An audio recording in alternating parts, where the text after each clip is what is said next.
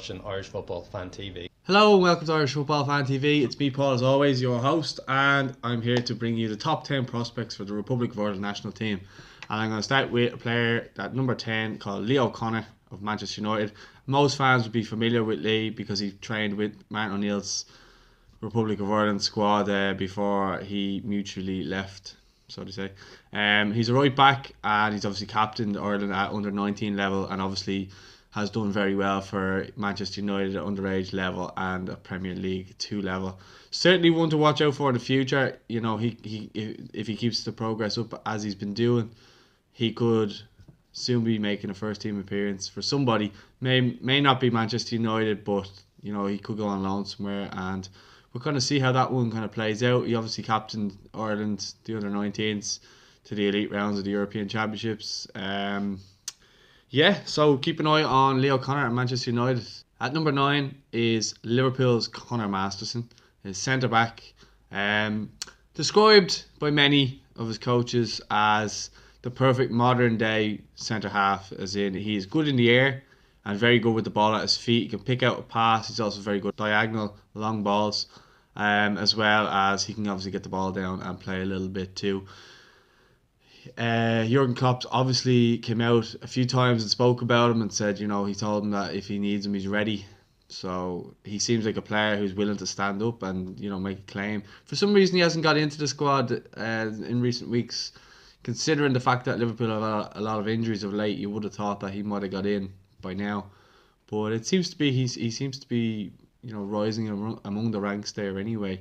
So it'll be interesting to see kind of how that one plays out, and you know, maybe he gets a call up at under 21 level or something like that. Maybe under Stephen Kenny would be nice to see. So keep an eye on Conor Masterson at Liverpool. Number 8 is Gavin Bazunu. Shamrock Rovers, obviously keeper last year, came through the ranks, signed for Man City. You know, it's one of those where they had a bit of a dodgy situation in goal where, you know, keepers were just coming in at Shamrock Rovers and they weren't doing too well, whether it's form and injuries, and that just ultimately led to Bazunu getting a run in the team, and he had a fabulous run in the team, to be honest. And you know, he kept a few clean sheets, obviously saved the Kieran Sadlier penalty, which was obviously big considering it was a 16-year-old saving arguably the best penalty taker in the league. His penalty, and he played it in Europe as well. So I mean, at 16 years old, it wasn't long before clubs came in for him, the likes of Spurs, and then obviously City ended up signing him, which I think is a good move. It'd be interesting to see how he kind of progresses now going over there and seeing how he does in regards to what type of level of coaching he's going to get, because obviously they are elite level coaches at Manchester City. They've put obviously a lot of money into investing into their youth now. So Pep Guardiola's been known to bring players through the youth system. Whether he's still there when Bazunu makes his debut, if he does make his debut, will be something to keep an eye on. But you know, it could, all going well, he should be a keeper for Ireland for the future, definitely, and you'd be interested to see how his career progresses. Number 7 is Adam Ida at Norwich City, a 17-year-old. This boy knows where the goal is. I mean, he's tall, he's a good physique about him, but he's also fast as well. So not only can he be used as a target man, he can also be used to get in behind. Many of his goals, especially for Ireland underage level, you can see him, he gets in behind and he's a tidy finisher. He knows where the goal is. I think he's got 8 goals in 11 games in 18-19 in the Premier League 2. So it'll be interesting to see if he gets a run in the first team or gets promoted up to the first team. See how he does, because there'll be no harm in seeing him get a run for Norwich. They're obviously riding high in the championship at the moment, so they may not need him at the moment, but it will be interesting to see kind of how he progresses. And I would suggest to keep an eye on him because he seems to be a very good player and obviously scores a lot of goals, which Ireland don't seem to do. But that's Adam Ida, number 7. Number 6 is Caoimhín Kelleher at Liverpool. He's a goalkeeper. Described by Darren Randolph as ridiculously talented, as well as Jurgen Klopp seems to be a really, really big fan of his, playing him in pre-season, and you know, came out and was very complimentary about how he's progressing. At the moment, he's currently sitting behind Mingale and Alisson for a spot in the squad there. But I think, I don't think Mingele will stay there that long. I think he'll want to get first team football. And if that is the case, and if Klopp rates him as highly as he does, he could be the one that's waiting for Alisson to either get suspended or an injury and maybe make his claim, because he seems to be training quite well. The coaches seem to be happy with him.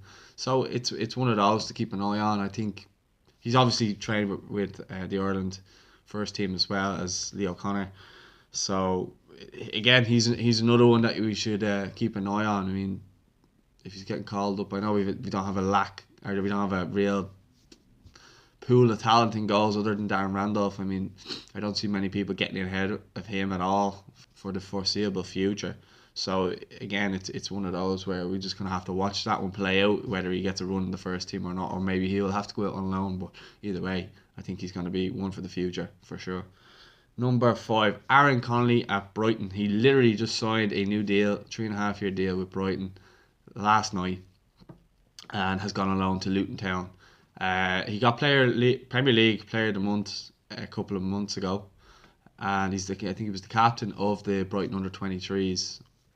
So, I mean, he's 18 years of age, knows where the goal is again, which is what we're lacking. He had a lot of clubs interested in him. I heard Borussia Mönchengladbach and Hoffenheim were sniffing around, as well as Celtic. Brendan Rodgers apparently was looking at him as well. So, although he's not getting a game for Brighton, or wasn't getting a game for Brighton, he was still banging them in at Premier League 2 level, and has now earned a move to Luton Town. So they're obviously pushing for promotion at the moment as well. So it'll be an interesting end of season for Aaron to see how he progresses, and I don't see why he can't break into the first team next season at Brighton, because I mean they're not exactly crying out with goal scorers or players that excite you. So I mean this lad definitely sounds exciting, and big clubs have been in for him. So let's just see what he's made of, and hopefully he can get a run in the team at Luton. I think he's injured at the moment, so hopefully he can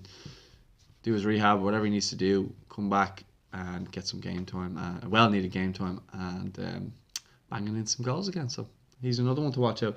At number 4, we have Ryan Nolan of Inter Milan. So Ryan Nolan is an interesting one because he moved to Spain when he was 8, because his parents kept on going to Murcia in Spain, and they just ultimately decided to move there. So he played football there in Torre Pacheco. It's a town in Murcia, or a football club in Murcia, and then he played there till he was 16. Then signed for Inter. Seems to have just gone up in levels since he joined Inter, and seems to be improving all the time. So much so he got a run in pre-season there, and ultimately led to him getting a 2-year deal with the Inter team. Currently the under-19 captain. Has come up against some other Irish internationals in the UEFA Youth League, as seen. So Ryan's obviously, his coaches come out and said his biggest attribute is he's very good in the air, and his determination to succeed and to progress and improve. So he sounds like he has all the ingredients to be a good defender for Ireland, and he seemed to get overlooked by Noel King for some reason. But hopefully Stephen Kenny can look at bringing him in, because he came out in a recent interview and said that he would. Stephen Kenny likes to play soccer, so he called it, and he could suit the style of play that he plays. So he'll be definitely one to keep an eye on. It's not too often we have too many players playing at top level clubs across Europe. So again, hopefully, if he keeps progressing the way he's progressing, maybe he'll get into the first team in the next year. And if he does, obviously, we would like to hope that he can break into the Republic of Ireland first team, and if not, the under-21s. He has declared for Ireland. He doesn't want to play. He can play for Spain and Italy, but doesn't want to. He's made his feelings known that he wants to play for Ireland. Another player who's committed his international future recently, as last week, was Ryan Johansson at Bayern Munich, 17 years of age, defensive midfielder, can play right back or right mid. Again, another player who seems to be really progressing. Grew up in Luxembourg. His mother's Irish. That's where the link is for him to play for Ireland. And again, Ryan, fantastic player. Seems to be highly rated by the coaches at Bayern Munich. Has played for the first team again in pre-season. He played against Juventus, PSG, and Man City in the International Champions Cup in the States. So he's played first team football. He trains with the Bayern Munich first team as well sometimes. So, I mean, you'd like to think that maybe Stephen Kenny's keeping an eye on him as well. He's came out and said that he wants to play for Ireland. So hopefully that's the case. If it's a bit of a come and get me play, because if he's not playing for the under 21s, he should at least be in Tom Mahon's side. So he is definitely one to keep an eye on. And you know, if things keep going the way it's going, because his coach Kovac just came out and said that he's definitely part of his plans. And he told all the young lads at the start of the season that they will be in his plans. So that's definitely one to keep an eye on. And you know, especially with the whole Declan Rice situation at the moment, he's definitely one that could come in there and play that position if needs be. At number 2, it is Troy Parrott of Spurs.